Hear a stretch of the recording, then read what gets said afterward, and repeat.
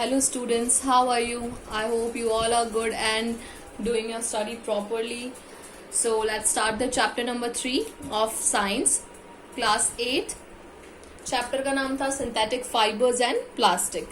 हम ये कंटिन्यू करेंगे क्योंकि हमने इसके पहले इसकी एक और वीडियो देख ली है. तो हमने यहाँ तक पढ़ लिया था. सम इम्पॉर्टेंट डेफिनेशंस आप देख सकते हैं. उसके बाद जो टॉपिक है ये टाइप्स ऑफ सिंथेटिक फाइबर्स, हमने इसकी जो डेफिनेशंस थी ये वाली पढ़ ली थी. अब हम पढ़ेंगे आज types of synthetic fibres. As you can see in this video, types of synthetic fibres. Rayon और artificial silk. What do you know about rayons and artificial silk? I know you all are something know about this topic, but हम इसको detail में पढ़ेंगे, ठीक है. तो rayon और silk कैसे बनता है, क्या होता है, किस तरह से बनता है और कहाँ कहाँ यूज होता है, हम ये चीज देखेंगे आज के वीडियो में. Okay, so let's start.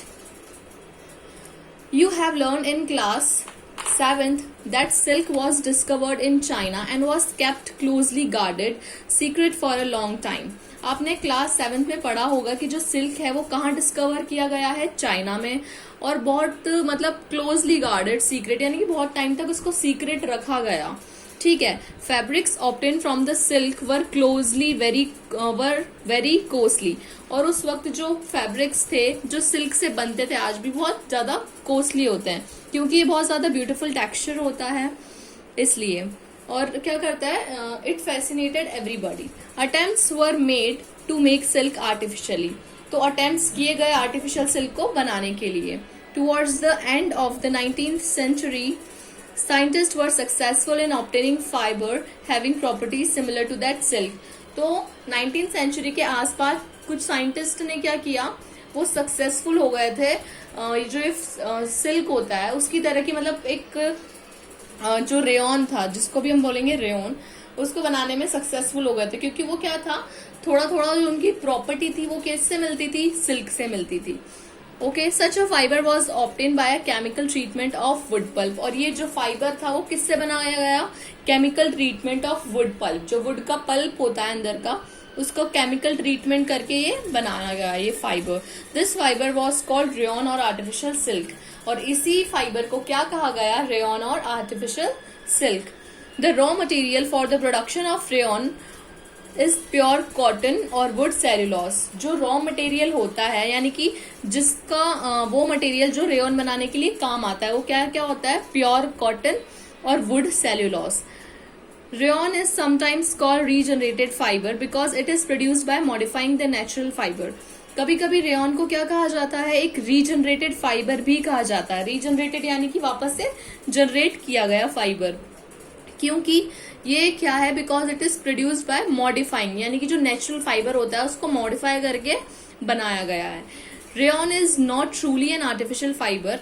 मतलब ये पूरी तरह से आर्टिफिशियल फाइबर भी नहीं है because it's raw material is natural fibre. क्योंकि जो इसके रॉ मटेरियल, इसको पूरी तरह से आर्टिफिशियल क्यों नहीं कह सकते, क्योंकि ये पूरी तरह से आर्टिफिशियल नहीं है. इसके जो रॉ मटेरियल्स होते हैं वो क्या होता है, नेचुरल फाइबर होते हैं, इसीलिए. However, for all practical purpose it is included into man-made fiber और synthetic fiber. लेकिन जो practical purposes से इसको किस में include किया गया, man-made fiber में और synthetic fiber में.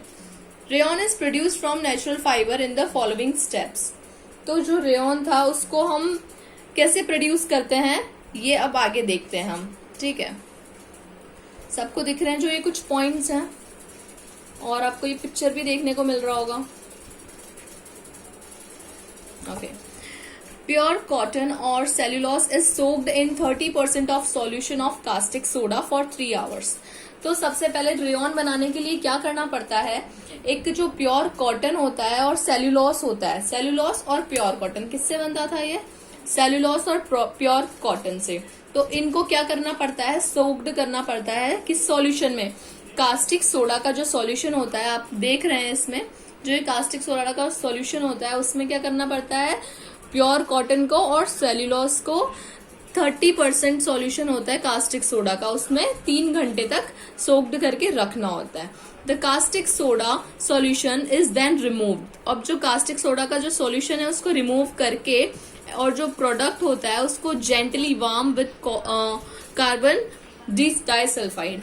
तो अब जो कास्टिक सोडा में हमने उसको क्या कर रखा था, उसको सोक्ड करके रखा हुआ था, अब उसको हम क्या कर देते हैं, रिमूव कर देते हैं कास्टिक सोडा को, और जो प्रोडक्ट बच जाता है उसको क्या करते हैं, गर्म करते हैं। हम उसको किससे गर्म करते हैं, विद डाइसल्फाइड के साथ।